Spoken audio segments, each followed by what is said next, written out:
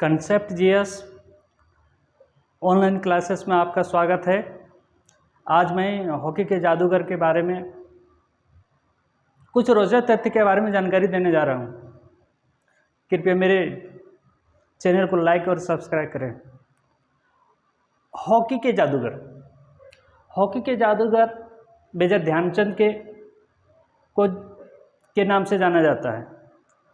Major Dhyanchand को hockey के जादूगर के नाम से जाना जाता है। आज इसके बारे में हम कुछ रोचक जानकारी लेकर आए हैं।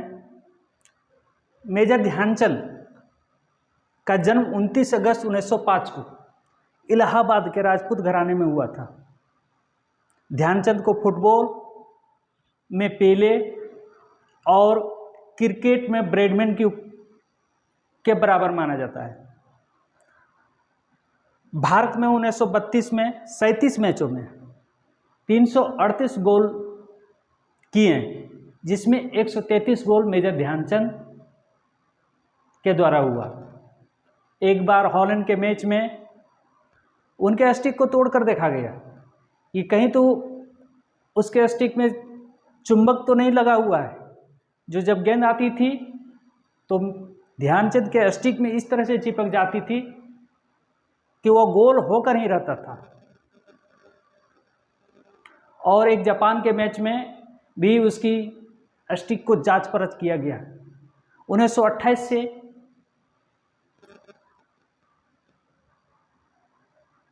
1936 लगातार 3 ओलंपिक मैच में गोल्ड मेडल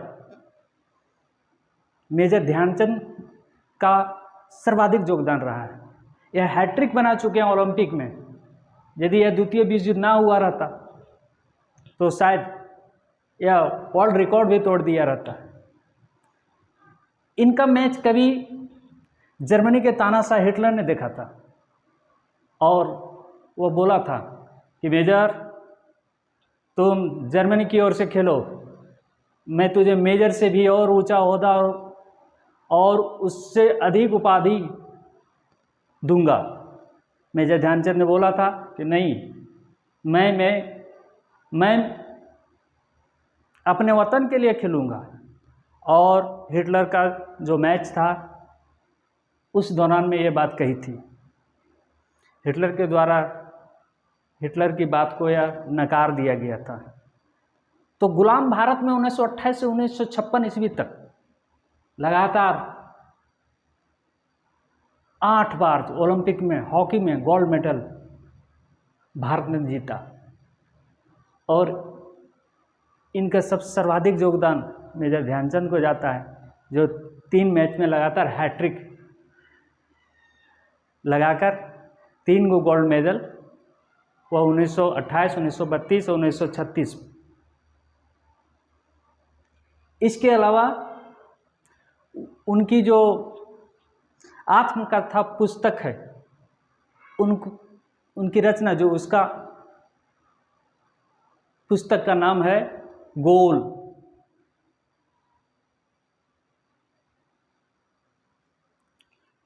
उन्नीस 1938 में वायसराय का कमीशन में मेजर ध्यानचंद एक सिपाही थे।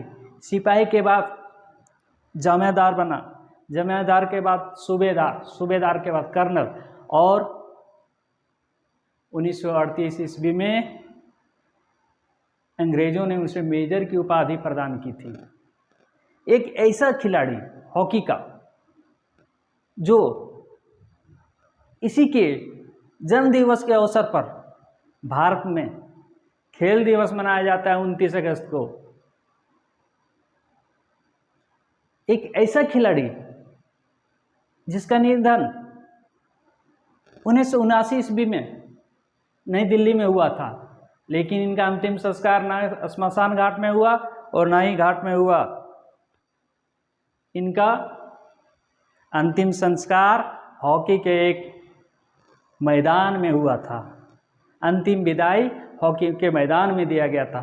एक ऐसे शख्सियत के खिलाड़ी थे, ऐसे शख्स थे, एक महान विभूति, जिन्हें 1956 में पद्म भूषण का पुरस्कार, द्रोणाचार्य का पुरस्कार और अर्जुन अवार्ड भी दिया गया था। और इन्हें भारत रत्न का अवार्ड तो दिया गया, भारत रत्न का अवार्ड तो दिया नहीं गया, लेकिन इसका नामकरण किया गया था कि इन्हें भविष्य में भारत रत्न की उपाधि दी गई जाएगी। इस तरह से एक महान शख्सियत, जिसे हम हॉकी के जादूगर के नाम से जाने जाते हैं। धन्यवाद। इस चैनल को लाइक करें, सब्सक्राइब करें।